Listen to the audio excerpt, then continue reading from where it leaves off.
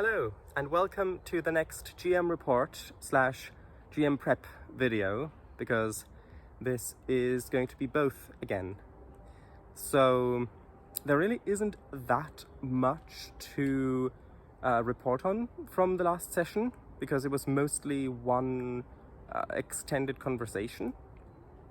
One bit that did kind of stand out is the idea that some of the Scale Guard might be on the payroll of Skral Metan, and that they might have been involved with Maima's brother actually having been captured or abducted or something like that, not officially. And that's an interesting idea. And I did think about maybe making that the actual truth, because sometimes, actually quite a lot of times, what the players come up with is far better than what you've come up with. Plus, if it does actually turn out to be true, that's going to be very rewarding for the players. So I'm all for changing things that I as a GM have planned in favor of something that the players have come up with, if it all still makes sense and it doesn't feel forced or anything like that. But in this specific instance, I'm not going to do that, because it wouldn't really make that much sense, not to me at least. I mean, of course, Skral Metan being officially, well, I say officially, being acting on the order of the Green Matriarch in regards to trying to root out resistance members and that sort of stuff, it would make sense that he would also have some sway over the Scale Guard, but I don't think that that's something that needs to be explored. Maybe it does, we'll see how it goes, but I don't think that necessarily has to be explored. So in terms of what I want to actually plan for the next session, you could look at it in two ways. Either there is a lot that needs to be planned, or there really is practically nothing that needs to be planned. The former, it has the mindset of, okay, the players are going to speak with this NPC that I've not even made stats for yet, and they could go any one of dozens of ways, and I need to be prepared for what they do. The latter of the two ways you could look at it, the mindset is, well, the players are going to do what they want. All I need to do is have a clear image of what the world is like, and then it'll just react how it'll react. Basically, winging it. I'm going to do hold on, which one was it? Oh yes, the latter. So what's the way that things usually go? Usually, when he orders his minions to escort some of these wizards or magic users to these trials, usually the trials get completed one by one, and then at the end he reports back, or the minion reports back. In this case, they're going to meet him before reporting back.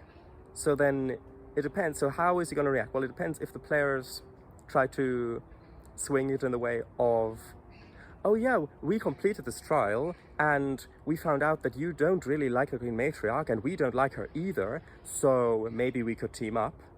Then, well, Skral Metan is going to try to make the players his minions, of course. If the players act suspiciously, or if they don't act trustworthy or something goes wrong along those regards, then Skral Metan, his usual way of capturing them and then framing them as resistance members isn't going to work. I guess he could turn them over to the Scale Guard. Actually, that might work, because then if it does come to a fight, or if they do seem to be untrustworthy, or rather too trustworthy to be pulled into his villainous schemes, however you want to look at that, then maybe he does capture them and then turn them over to the Scale Guard with accusations of being rebels. And since they're wanted anyway in the Radiant City, which he probably doesn't know yet. I might do something where a Scaleguard scout or messenger passes the players going up to the house to kind of indicate that he might have this information, that they're wanted there, which actually could be on the positive side for them as well, because, oh, these people are wanted by the Scaleguard, well, then they might be in trouble that I can help with, that I can create some one-way bridges with. So yeah, he's got that information, probably by messenger, which the players need to pass, or who needs to pass the players. And then either he tries to recruit them, and then we'll see where the players take that, or there's a fight, and they get captured, turned over to the Scaleguard, where they'll get imprisoned. Maybe they'll get sent off to the quarries, the gem quarries. There needs to probably be some sort of test of loyalty. So perhaps either investigating the monsters up at Veil Rift, the Monsters of Uncertainty, or the Green Matriarch. Probably the Green Matriarch, because everybody wants to know what's up with the Green Matriarch. And so, hey, you lot, oh yeah, you're on my side? Okay, prove it. Go up there to the Dragon's Lair and tell me what you see.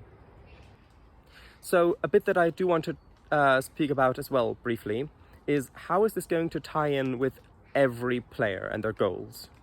So with Ka, it's quite obvious, because they're of course going to want to speak with Hildegard, or at least get information about Hildegard. And so, am I going to make things go sour if the players investigate that? Or how would Skrar-Matan handle that? He was going to enlist him in the Resistance, which is kind of true, and then he mysteriously died, and that he might have been found out by the Green Matriarch. But I think that's the way he's going to go, and then he's going to see how the players react to that. If the players push the issue, then that's going to lead to a fight. If the players don't push the issue, and instead lean into it and say, oh, this Green Matriarch is terrible, and my friend's blood is on the Green Matriarch's hands, then of course things are going to go more favorably, and there might be more trust being built. So that's for how it might go for Ka. Then for Mima, of course, either if they get captured, like I said before, then they would meet the brother wherever they get led to, either to the House of Harmony dungeons or over to Gemhaven. If there is no fight, if instead they build trust, then he would deliver information. He would give information about where Puck is and weaknesses of how to get him out, perhaps, and maybe even use some of his influence to create some gaps with the Scaleguard, because of course he is in good standing with the Scaleguard and has quite a lot of sway. So maybe just manipulating duty shifts, or maybe creating diversions, or creating some sort of plan to help spring her brother from jail. We've got Mr. W, who, I mean, the obvious thing is just to expedite the gem deal, the gem trade deal, which is something, if things go well, of course he's gonna do to build this friendship as a gesture of good faith, which means that technically he could then leave within a couple days, because we're going to go that quickly. If things go south, however, well, then Mr. W has already told me that he would like his character to go into the direction of standing up for himself more, and not being pushed around that much, either by Lord Pinross or I guess by this guy as well. And so that's plenty of opportunity to stand up, fight, get arrested, and then either plan some way of taking him down or getting more information, or that's stuff that I need to plan in the future.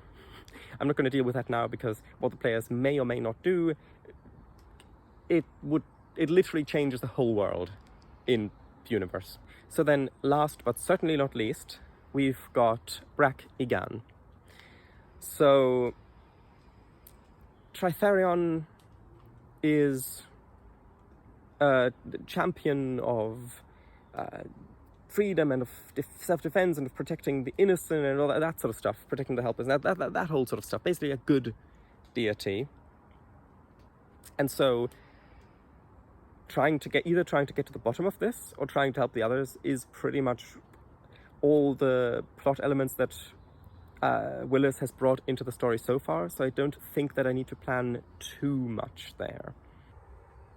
And speaking of the Monsters of Uncertainty, that's actually another point that needs to be brought up, because Sorum didn't actually tell the players about that part of his orders, and so that is something that needs to happen. So the players have just arrived at Vale Rift, so when it comes time to either visit Skral Matan, he's going to tell them before they get there, or if they want to rest somewhere beforehand, then he needs to tell them, okay, either stay within town or stay out there but don't go outside. I'm waiting for a train, and in doing that I was thinking about the D&D game, and so I thought about how Skral Matan is in contact with Zinthar.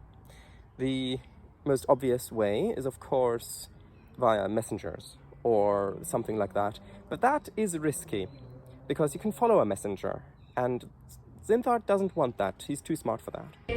And so I thought, well, sending stones would be the obvious answer, but that's only 25 words per use, and that's only once per day. So how about, it's not one sending stone, but it's like 5 of them, like 5 different sets. And each one, maybe it's so that he can't just remove them, so that Zinthar always knows that his minions, like the minions that are directly under him, will always get his messages. How about their piercings? Like, imagine it's Dragonborn with these strange magical stones, like piercings on his, like on his horn maybe, or on his scales on his arm or something like that. I think that could work quite well. Right, so with that, I'll see you in 2 days, because this week's live stream is going to be on Wednesday, because it's switched with Friday for this week only. So see you then. Bye-bye. By the way, this tree is massive, if you couldn't tell, because I've got my hand on it now. Look at how massive this tree is.